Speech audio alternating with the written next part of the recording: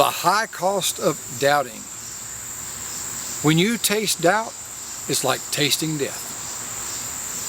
You see, when you come to God, you must believe that He is, and that He is the rewarder of them that diligently or believingly seek Him.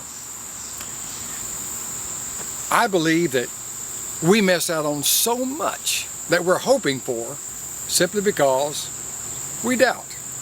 Have you ever heard terms such as, or used them, I just don't believe it, or, oh, it just can't happen, or it can't be, it'll never happen.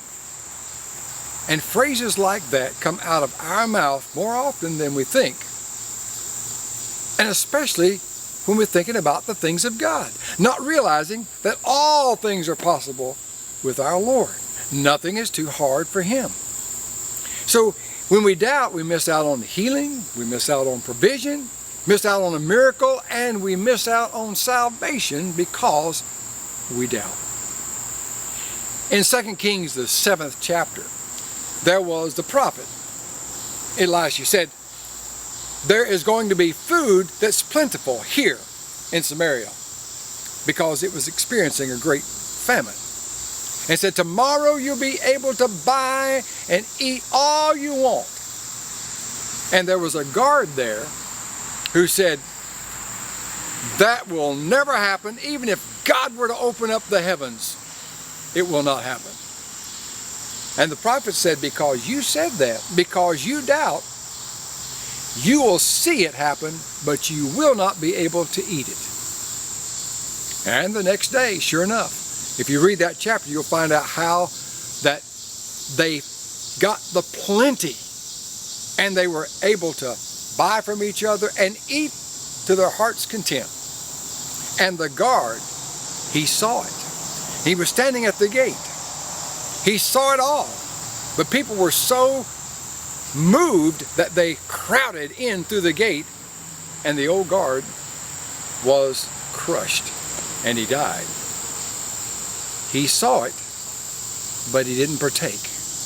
You know, there's a lot of things that God does, and people, they see it, but because of their unbelief, they don't experience it for themselves. Some people say, well, you know, God will never save me, God will never forgive me because I am too rotten.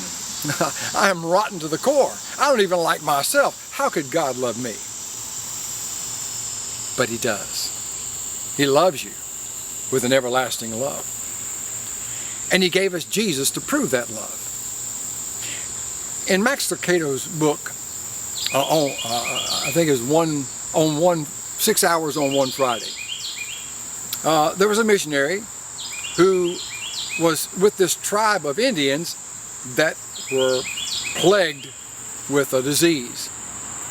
And the missionary knew, well, hey, you know, just over the river there's a hospital. And if you go there, they've got that which will help you get over this sickness. Well, the people went down to the river, and the old missionary said, follow me, because there was no other way across the river except to swim. And the Indians said, no, we will not go, because the river is filled with evil spirits. And the missionary said, oh, no. And he began to touch the river. He said, see, nothing's wrong. Nothing's happened to me. He even got down into the river, splashed upon his face, see, nothing's going wrong. Come on, follow me. But they would not go. Finally, the old missionary just jumped right on in and went under the water and came up on the other side of the river with his hands saying, victory, there's nothing wrong. And then they believed and followed the missionary and went right on into the hospital. That's exactly what Jesus did.